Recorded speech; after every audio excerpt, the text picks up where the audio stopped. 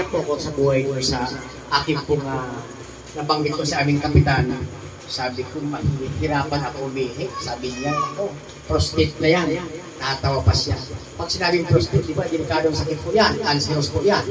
Yan po ang kalimitan sakit ng lalaki, pero sabi ko, Lord, alam ko na hindi mo ako pabayaan sapagkat nandun po ang aking pagtitiwala. Ito naman si Pastor Rene, dati po alam naman ang buhay niya, sabi sa akin, doon kay Pastor Edgar, mayroon doon na dinidimo na magaling na gamot. Wala po talagang paabog-abog na po'y sumama doon. Nung nandun na po kami, talagang pong iyan ko na hindi mo po itong sagip na ito, nagtiwala po ako. Ang sabi ko, Lord, kung ito po ang gagamitin mong instrumento sa pagpapagaling sa akin, salamat po. At ako po talaga ay bumili. Kaya nga siya sabi ko, bukod sa may libre pa. May libre pa. Kaya po, ako po yung talaga nakagamit nito. Nagpapasalamat po ako sa Diyos. Hindi po ako nagpa-doktor. Ang lahat po naramdaman ko, unang-una, ipagkatiwala sa Diyos. Sapagkat ang sabi ko, siya lamang ang nagbibigay ng buhay.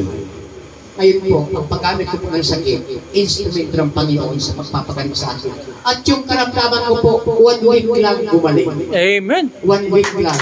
Ngayon po, mga kapatid, ito po yung nandiyan po si Noribe, asawa ko po, Siya po yun. Siya po yan. Siya po yung sasabi ko sa inyo, nagbumukol po dito. Nilalaglag, nanginginig. At sabi nga ng kuwan ko, hindi ka lang ipabayopsi. Pag pinabayopsi na yun, cancer po yan. Saan gawin? Sa leeg? Dito po, sa leeg niya po. Siyempre po, pag sinabi ko yung sakit, nakakatakot po yun. Pero sabi ko, magtiwala tayo sa Diyos. Manalig tayo sa Kanya. Baga po, tumawag kami sa mga ibang mga pastor sa Cavite, kasama namin mga pastor sa Cavite. Gabi-gabi po kami nananalangin. Gabi-gabi po kami nananalangin. Ngayon po sa gabi-gabi ng pananalangin. At gumamit po kami ng sagip. Alam niyo po, nung i-check up ulit siya, nanaginip pala siya na may iniluwa siya ng 2 butong tura.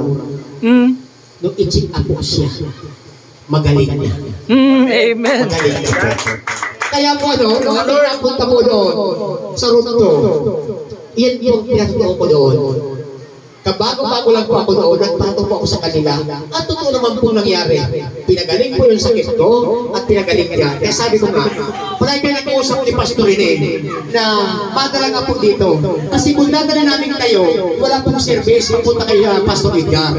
Purihin po ang Diyos sapagkat sabi sa akin ni Pastor Rene kahapon, pupunta rito yung sakit. Sabi ko salamat. Kaya kanina po, doon po sa mga senior citizen, andyan ang ating mga kapatid. I-announce ko po